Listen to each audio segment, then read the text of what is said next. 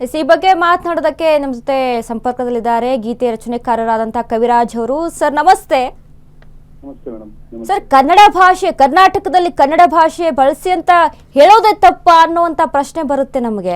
ಎಲ್ಲಿದ್ದೀವಿ ನಾವು ಅನ್ನೋದು ಒಂದ್ ಕಡೆ ನಮಗೆ ಅಲ್ಲಿ ದಿಗ್ಭ್ರಮೆ ಆಗುತ್ತೆ. ಆ ರೀತಿಯಾಗಿ ನಡೀತಾ ಇದೆ ಈಗ ಕರ್ನಾಟಕದಲ್ಲಿ. ಹೌದು, ನಿಜವಾಗ್ಲೂ ಪರಿಸ್ಥಿತಿ ಕೈ ಮೀರಿ ಹೋಗಿದೆ ಅಂತಾನೆ ಹೇಳ್ಬೋದು. ಕರ್ನಾಟಕದಲ್ಲಿ ಕನ್ನಡಿಗನೇ ಅನಾಥ ಆಗ್ತಿದ್ದಾನೆ.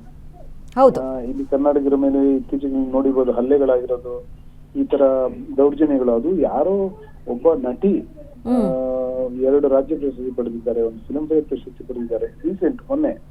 ಹೌದು, ಅಂತ ಒಬ್ಬ ನಟಿ ಮೇಲೆ ಎಲ್ಲರೂ ಸೇರ್ಕೊಂಡು, ಒಬ್ಬ ನಟಿ ಅನ್ನೋದು ಬಿಟ್ಟಾಕಿ ಹೋಗ್ಲಿ, ಒಬ್ಬ ಹೆಣ್ಣುಮಗಳು, ಒಂಟಿ ಹೆಣ್ಣುಮಗಳ ಮೇಲೆ ಒಂದು ಇಡೀ ಸಮುದಾಯಗಳು ಸೇರಿ ದೌರ್ಜನ್ಯ ಮಾಡ್ತಾರೆ. ಅವ್ರ ಫೋನ್ ಕಿತ್ಕೋತಾರೆ, ಅವ್ರ ಫೋನ್ ಅಲ್ಲಿ ಇರೋದೆಲ್ಲ ವಿಡಿಯೋ ಡಿಲೀಟ್ ಮಾಡ್ತಾರೆ, ಅವ್ರಿಗೆ ಧಮಕಿ ಹಾಕ್ತಾರೆ. ಅಂದ್ರೆ ಇವತ್ತು ಇದು ನಾವು ಅನಾಥರೇ, ನಿಜವಾಗ್ಲೂ ಅನಾಥರೇ.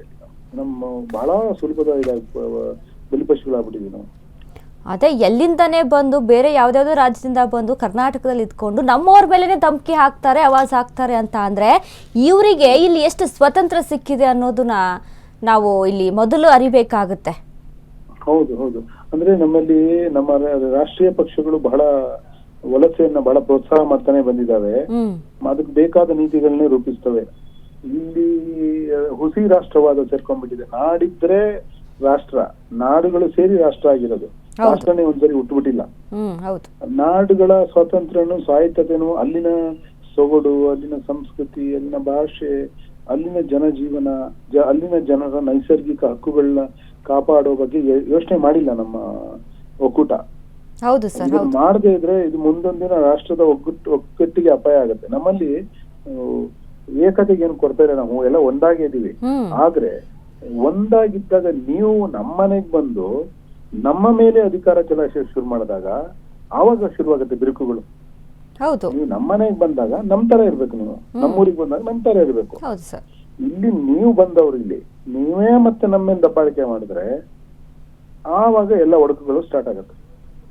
ಅದೇ ಅಂದ್ರೆ ಇಂಥ ದೌರ್ಜನ್ಯ ಮಾಡೋರ ಮೇಲೆ ಈ ರೀತಿಯಾಗಿ ನಮ್ಮ ಮೇಲೇನೆ ಬಂದು ಇಲ್ಲಿ ನಮಗೆ ಆವಾಜ್ ಹಾಕೋರ್ ಮೇಲೆ ಏನ್ ಮಾಡೋದು ಅಂತ, ಯಾವ ರೀತಿಯಾಗಿ ಇಲ್ಲಿ ಆಕ್ಷನ್ ತೆಗೆದುಕೊಳ್ಬೇಕು ಅಥವಾ ಯಾವ ರೀತಿಯಾಗಿ ವ್ಯವಸ್ಥೆ ಆಗ್ಬೇಕು ಅನ್ನೋದು ಇಲ್ಲಿ ಅರ್ಥವಾಗದಂತ ರೀತಿಯಲ್ಲಿ ಆಗ್ಬಿಟ್ಟಿದೆ.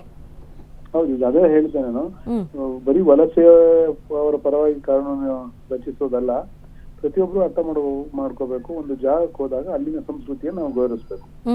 ಅಲ್ಲಿನ ಎಲ್ಲ ಸೊಗಡಿಂದ, ಭಾಷೆಯಿಂದ, ಆಹಾರ, ಸಂಸ್ಕೃತಿ ಪ್ರತಿಯೊಂದನ್ನು ನಾವು ಗೌರವಿಸ್ಬೇಕು.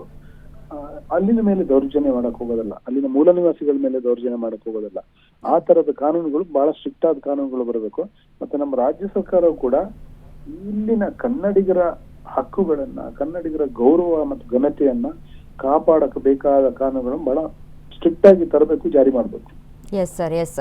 ಅಂದ್ರೆ ನೋಡಿ, ಒಂದ್ ಕಡೆ ಅಕ್ಷತಾ ಅವರ ವಿಚಾರ ಅಂತ ನೋಡೋಣ. ಅದೇ ನಟಿ ಅಂತ ಹೊರತುಪಡಿಸಿ ಒಬ್ಬ ಕನ್ನಡತಿಯಾಗಿ ಅವ್ರು ಪ್ರಶ್ನೆ ಮಾಡುವಂತ ಹಕ್ಕು ಪ್ರಶ್ನೆ ಮಾಡಿದ್ದಾರೆ.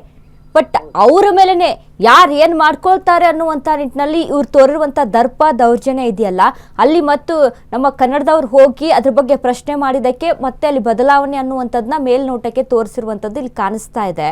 ಅಂದರೆ ಇಲ್ಲಿ ಎಷ್ಟರ ಮಟ್ಟಿಗೆ ನಮ್ಮ ಕರ್ನಾಟಕ ರಾಜ್ಯದಲ್ಲಿ ಈ ಜನ ಬೆಳ್ಕೊಂಡು ನಿಂತಿದ್ದಾರೆ ಅಂತ ಅಂದರೆ, ಏನೋ ಒಂದು ಆಸರೆ ಅಂತ ಕೊಟ್ಟಿರುತ್ತೆ ಕರ್ನಾಟಕಕ್ಕೋಸ್ಕರ ಒಂದು ಕನ್ನಡ ಭಾಷೆಯನ್ನು ಇಲ್ಲಿ ಅರ್ಪಿಸೋದು ಅಲ್ವಾ ಇವ್ರಿಗೆ? ಹೌದು, ಖಂಡಿತವಾಗ. ಅಂದ್ರೆ ಇಲ್ಲಿ ಬಂದು ಇಲ್ಲಿ ನೀರು, ಅನ್ನ, ಗಾಳಿ ಎಲ್ಲ ಕುಡಿತಾರೆ, ಎಲ್ಲಾನು ಪಡಿತಾರೆ. ಇಲ್ಲಿ ಒಬ್ಬೊಬ್ರು 3-4 ಫ್ಲಾಟ್ ತಗೊಂಡಿದ್ದಾರೆ ಇಲ್ಲಿ.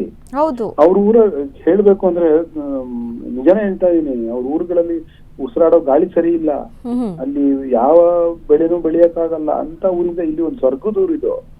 ಇಲ್ಲಿ ಬಂದಾಗ ಇಲ್ಲಿ ಎಲ್ಲ ಪಡ್ಕೊಂಡು ಮತ್ತೆ ನಮ್ಮ ಮೇಲೆ ನೀವು ದ್ವೇಷ ಮಾಡೋದು, ನಮ್ಮ ಮೇಲೆ ನೀವು ಸವಾರಿ ಮಾಡೋದು ಅಂದ್ರೆ ಎಷ್ಟು ತಪ್ಪು. ಇನ್ನೊಂದು ಮುಖ್ಯವಾಗಿ, ಒಂದು ಕನ್ನಡ ಭಾಷೆ ಅನ್ನೋದನ್ನ ನಾವಿಲ್ಲಿ ಕೇಳಿದ್ರೆ ಅದು ಲೀಗಲಿನೂ correct, officially correct, naturally correct, rightfully correct.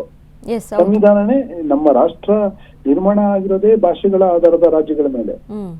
Karnataka ನಿರ್ಮಾಣ ಆಗಿರೋದೇ ಕನ್ನಡ ಮಾತಾಡುವ ಜನರ ಪ್ರದೇಶ ಅಂತ. ಇದು ನಮ್ಮ ಭಾಷೆ, ನಮ್ಮ ತಾಯಿ ನುಡಿ, ನಮ್ಮ ನೆಲದ ನುಡಿ. ಇದನ್ನ ನಾವು ರಕ್ಷಿಸ್ಕೋಬೇಕು.